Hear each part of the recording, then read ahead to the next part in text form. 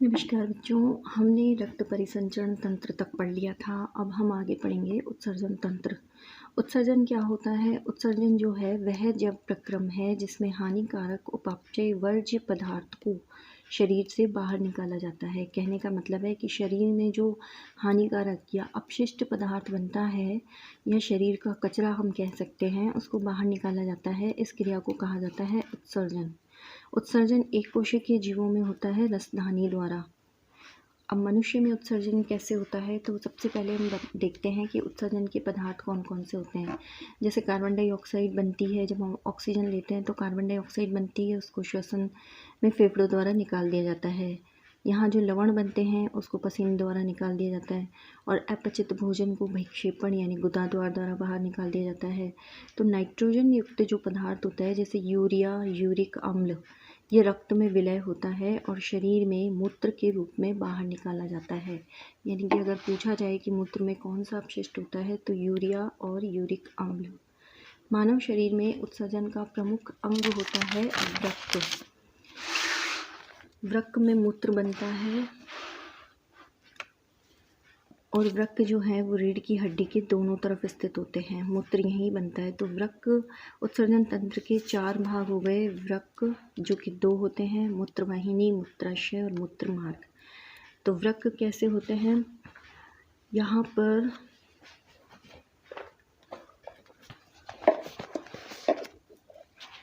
ये 2 वृक्क होते हैं जो रीढ़ की हड्डी के दोनों तरफ स्थित होते हैं, और यहाँ पर ये मूत्रवाहिनी द्वारा ये मूत्राशय से जुड़े होते हैं। इस मूत्राशय में मूत्र इकट्ठा होता है। ये एक पेशीय अंग होता है, और जब ये भर जाता है तो इसको मूत्रमार्ग द्वारा बाहर कर दिया जाता है। इस प्रकार ये उत्सर्जन तंत्र होता है, कार्य करता है। अब हम आगे पढ़ते हैं मूत्र कैसे बनता है। मूत्र बनने के लिए 2 चरण होते हैं। मूत्र जो है 2 चरणों में बनता है। पहला चरण तो होता है निस्यंदन। निस्यंदन का मतलब होता है छनना, और दूसरा होता है पुनर्अवशोषण। अवशोषण का मतलब आपने पाचन में भी पढ़ा है, अवशोषित करना। तो निस्यंदन में क्या होता है कि वृक्क में बहुत सारे वृक्काणु होते हैं, जिसमें एक केशिका गुच्छ कप के आकार में नलिकाकार सिरे के अंदर स्थित होता है। चित्र के माध्यम से समझें तो इस प्रकार ये एक केशिका का गुच्छ होता है जो कि नलिकाकार कप के आकार के एक अंग में ये केशिका गुच्छ होता है, जिसको बोलते हैं ग्लामेरुलस। इसमें जब रक्त आता है, अशुद्ध रक्त, तो वो छनता है, छनने का कार्य होता है। छनने के बाद ये रक्त यहाँ बोमन संपुट में आ जाता है और आगे नलियों में चला जाता है। जब इसमें रक्त छनता है तो छनने के बाद भी इसमें कुछ उपयोगी पदार्थ उस छने हुए रक्त में चले जाते हैं, इसलिए उसको उत्सर्जित नहीं किया जा सकता। अगर उसको उत्सर्जित कर दिया जाएगा तो शरीर में कुछ उपयोगी पदार्थों की कमी हो जाएगी, जैसे कि एमिनो अम्ल है, ग्लूकोज है, वो इसमें होता है। तो अब बोमन संपुट से वो रक्त जिसमें उपयोगी पदार्थ है वो नलियों द्वारा आगे भेज दिया जाता है, जहाँ पर दूसरे चरण में अवशोषण होता है।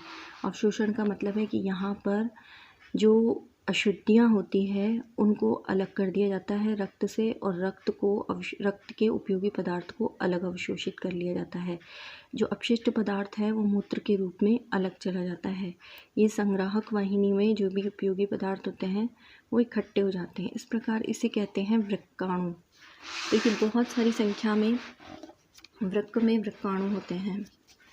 तो ग्लामेरुलस में रक्त निस्यंदित होकर बोमन संपुट में आता है। निस्यंदन के उपरांत रक्त छनता है, जिसमें ग्लूकोज, एमिनो अम्ल जैसे आवश्यक पदार्थ भी छन जाते हैं। यह पदार्थ नलिका से गुजरता है, जिसमें इन आवश्यक पदार्थ को रक्त से अलग कर अवशोषित कर लिया जाता है, और शेष पदार्थ मूत्र होता है जो मूत्रवाहिनी द्वारा मूत्राशय में भरता है और मूत्रमार्ग द्वारा बाहर निकाल दिया जाता है।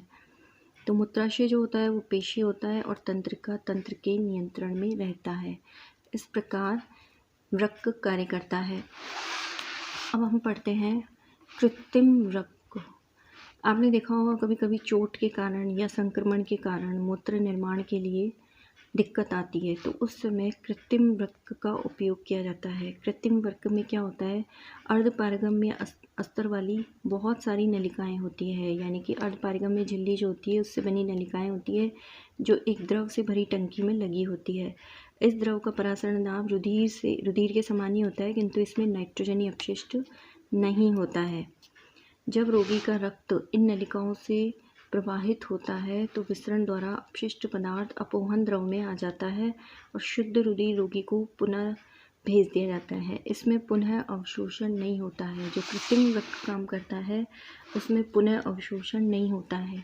यहाँ चित्र के माध्यम से हम समझ सकते हैं इसको कि यहाँ पर ये कृत्रिम वक्र डायलिसिस का कार्य है, जहाँ पर यहाँ जो रोगी है उससे रुधिर इन अर्धपारगम्य स्तर वाली नलिकाओं से गुजारा जाता है और इनका संपर्क है इस अपोहन द्रव से जिसमें नाइट्रोजनी अपशिष्ट नहीं है।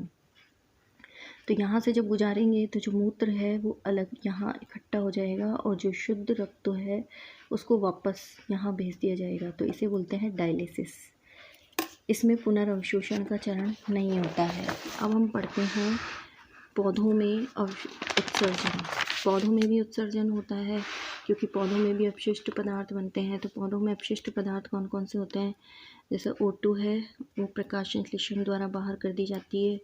जल है वो वाष्पोत्सर्जन द्वारा बाहर कर दिया जाता है। सूखी पत्तियाँ ये गिरा दी जाती हैं और पुराने जाइलम में रेजिन और गोंद नामक अपशिष्ट पदार्थ को मृदा में छोड़ दिया जाता है।